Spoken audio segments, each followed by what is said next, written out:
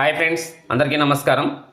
ఈరోజు ఈ వీడియోలో మనం మన స్కూల్ యొక్క యాక్సెసిబిలిటీ ఆడిట్ చెక్ లిస్ట్ అనేది ఏ విధంగా అప్లోడ్ చేయాలో ఒకసారి చూద్దాం. మామూలుగా మనము ఈ school accessibility audit checklist అనేది మన బడి మన భవిష్యత్ అనే సైట్లో చేయాల్సి ఉంటుంది, యాప్లో కాదు. ఈ విషయాన్ని గుర్తుపెట్టుకోండి. ఈ సైట్లో చేసేటప్పుడు కొంతమందికి కొన్ని రకాలైనటువంటి ప్రాబ్లమ్స్ వస్తున్నాయి. సో అందువల్ల ఇక్కడ ఏంటంటే వయా అనేటటువంటి ఒక యాప్ అన్నమాట. ఇది కూడా ఒక క్రోము, అలాగే మోజిల్లా ఫైర్ బాక్స్ ఇలాంటిది. దీని ద్వారా అయితే బాగా ఫాస్ట్గా అవుతుంది. నేను దీని ద్వారా మీకు చేసి చూపిస్తాను. దీనికి సంబంధించినటువంటి ఒక లింక్ కూడా ఏ విధంగా డౌన్లోడ్ చేసుకోవాలో ఆ లింక్ కూడా నేను ఈ డిస్క్రిప్షన్లో ఇస్తాను, తీసుకొని డౌన్లోడ్ చేసుకోండి. ఫస్ట్ ఇక్కడ ఏం చేస్తారంటే ఈ వయా అనేటటువంటి యాప్ను డౌన్లోడ్ చేసుకొని ఆ యాప్ని ఓపెన్ చేయండి. సేమ్ ఇది కూడా ఇలాగే ఈ విధంగా ఉంటుంది, ఇలా ఓపెన్ అవుతుంది. ఇక్కడ సెర్చ్ బార్ ఉంటుంది. సెర్చ్ బార్లో మనం ఏం చేస్తామంటే మన బడి మన భవిష్యత్తు అనేటటువంటి ఈ సైట్ని ఓపెన్ చేస్తాం. ఇక్కడ మన బడి మన భవిష్యత్తు అనేది ఓపెన్ చేయండి.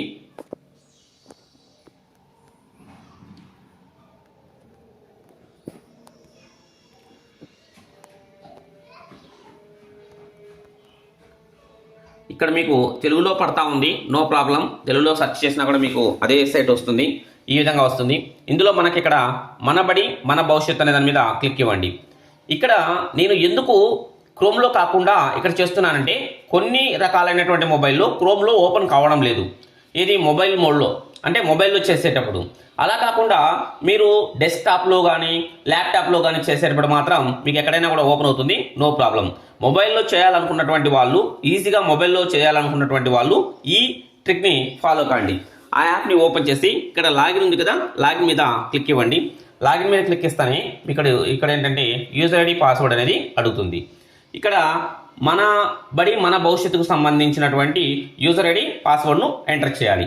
ఇది ప్రతి పాఠశాలకు ఆల్రెడీ ఇంతకుముందు ఫేజ్ 3లో ఆ నెంబర్ని కేటాయించడం జరిగింది. ఆ నెంబర్ అనేది ఎలా ఉంటుందంటే ఓల్డ్ ఐఎంఎంఎస్ నెంబరే మన బడి మన భవిష్యత్తు యొక్క యూజర్ ఐడి. ఇప్పుడు ఉన్నటువంటి ఇక్కడ నాడు నేడు స్కూళ్ళకి వచ్చేసి ఆ నెంబర్ అందరికీ తెలుసు.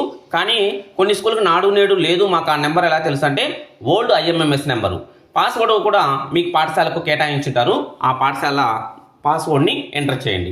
ఇప్పుడు చూడండి, ఒక స్కూల్కి సంబంధించిన యూజర్ ఐడి పాస్వర్డ్ని ఎంటర్ చేసి అక్కడ ఏమేమి అడుగుతున్నారు, ఏ విధంగా ఎంటర్ చేస్తే ఫాస్ట్గా ప్లస్ సింపుల్గా అయిపోతుంది అనేది మీకు చూపిస్తాను. ఫస్ట్ యూజర్ ఐడి పాస్వర్డ్ను ఇక్కడ ఎంటర్ చేస్తాం.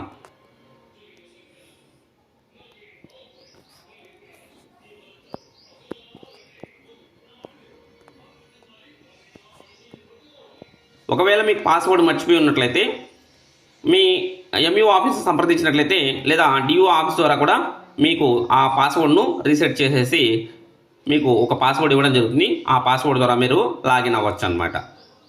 ఓకే,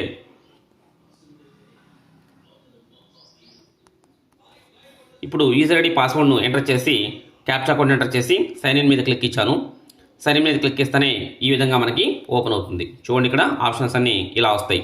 ఎస్టిమేషను, రిపోర్ట్స్, తర్వాత ఎస్టిమేషన్స్, ఈ విధంగా వస్తాయి. ఇదంతా కూడా నేను మొబైల్లోనే చేస్తున్నాను.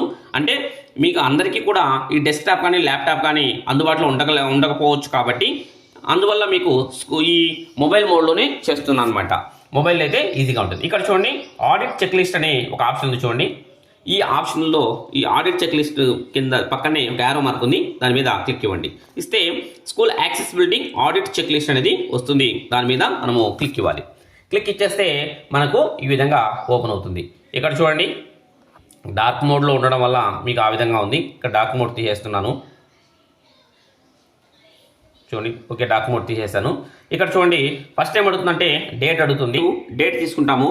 డేట్ ఇక్కడ ఎంటర్ చేసిన తర్వాత focal person with contact details, అంటే ఆ మొత్తం మీద పర్సన్ అంటే రెస్పాన్సిబిలిటీగా ఉన్నటువంటి ఆ పర్సన్ యొక్క నేము, ఆ తర్వాత కాంటాక్ట్ డీటెయిల్స్ అంటే కాంటాక్ట్ నెంబర్ ఎంటర్ చేయాలి.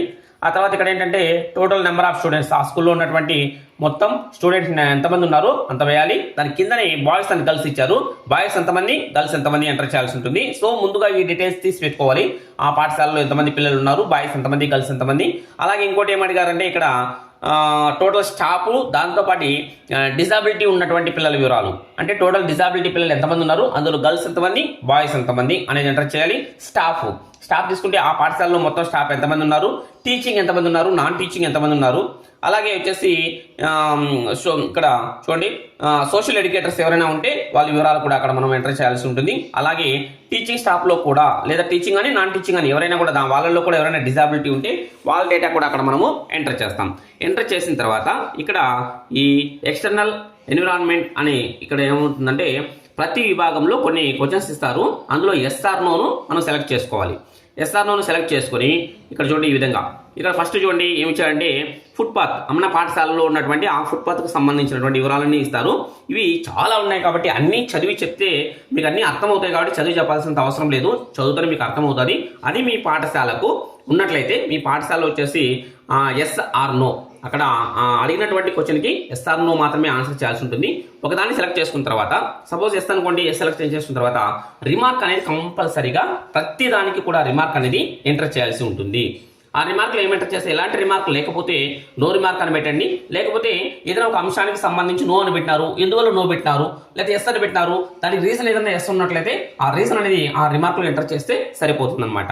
ఈ విధంగా ఇక్కడ ఏమేమి డీటెయిల్స్ అడుగుతారంటే ఫుట్పాత్కు సంబంధించింది, అలాగే నెక్స్ట్ వచ్చేసి కెర్బ్ ర్యాంప్స్, ఆ తర్వాత జనరల్, ఆ తర్వాత వచ్చేసి పార్కింగు, తర్వాత వచ్చేసి ర్యాంప్స్, ఆ తర్వాత వచ్చేసి హై స్కూళ్ళలో స్టెప్ స్టైల్స్ ఉంటాయి, ఆ స్టెప్ స్టైల్స్ సంబంధించిన కొన్ని డీటెయిల్స్, అలాగే హ్యాండ్ రైల్స్కి సంబంధించిన డేటా, అలాగే జనరల్ టాయిలెట్స్కి సంబంధించిన డేటా, తర్వాత యాక్సెసిబుల్ టాయిలెట్స్కి సంబంధించిన డేటా, ఆ తర్వాత వచ్చేసి లిఫ్ట్ ఉంటే లిఫ్ట్కి సంబంధించిన డేటా, తర్వాత వచ్చేసి డోర్స్కి సంబంధించిన డేటా, తర్వాత వచ్చేసి కారిడార్కి సంబంధించిన డేటా, ఆ తర్వాత వచ్చేసి సిగ్నల్స్కి సంబంధించినటువంటి డేటా, క్లాస్ రూమ్స్కి సంబంధించిన డేటా, లైబ్రరీ లేదా ల్యాబ్స్కి సంబంధించిన డేటా, డ్రింకింగ్ వాటర్కి సంబంధించిన డేటా, ఎమర్జెన్సీకి సంబంధించిన డేటా, ప్లే గ్రౌండ్కి సంబంధించిన డేటా, మిడ్ డే మీల్స్కి సంబంధించిన డేటా, ఇవన్నీ కూడా అన్నిటికీ కూడా మనం ఎస్ఆర్ నో మాత్రమే సెలెక్ట్ చేసుకోవాల్సి ఉంటుంది. ప్లస్ రిమార్క్ అనేది ఇక్కడ రిమార్క్ అనేది ఏ ఒక్కదానికి మిస్ అయినా కూడా మనకు అక్కడ వెంటనే సబ్మిట్ కొట్టిన తర్వాత అక్కడ వెంటనే అది ఫిల్ చేయండి రెడ్ మార్క్లో చూపిస్తుంది అనమాట. అంటే అవి మ్యాండేటరీ, ప్రతి ఒక్కటి కూడా అది మ్యాండేటరీ అనమాట. అవి ఫిల్ చేస్తేనే మీకు సబ్మిట్ అవుతుందన్న విషయాన్ని మీరు గుర్తుపెట్టుకోవాలన్నమాట. ఈ విధంగా మీరు ఏం చేస్తారంటే మీ మొబైల్లోనే ఈజీగా ఆ యాప్ని ఇంకా మీరు డౌన్లోడ్ చేసుకున్నట్లయితే, ఇదే కాదు మన పాఠశాలకు సంబంధించి ఎడ్యుకేషన్కి సంబంధించి ఏవైనా మనం చేయాలి అంటే యాప్ మాత్రం చాలా ఫాస్ట్గా పనిచేస్తూ ఉంది. మీరు అందులో చేసినా కూడా బాగా ఫాస్ట్గా అవుతుంది. ప్రస్తుతానికి వచ్చేసి ఈ గూగుల్ క్రోమ్లో వచ్చేసి ఇక్కడ మొబైల్లో జరగడం లేదు, ల్యాప్టాప్లో కానీ లేకపోతే డెస్క్టాప్లో కానీ మాత్రమే అవుతా ఉందన్నమాట. సో ఈ విషయాన్ని మీరు గుర్తుపెట్టుకొని ఈ యాప్ని డౌన్లోడ్ చేసుకుని సింపుల్గా ఇలా కంప్లీట్ చేసేయండి. Okay, thank you friends.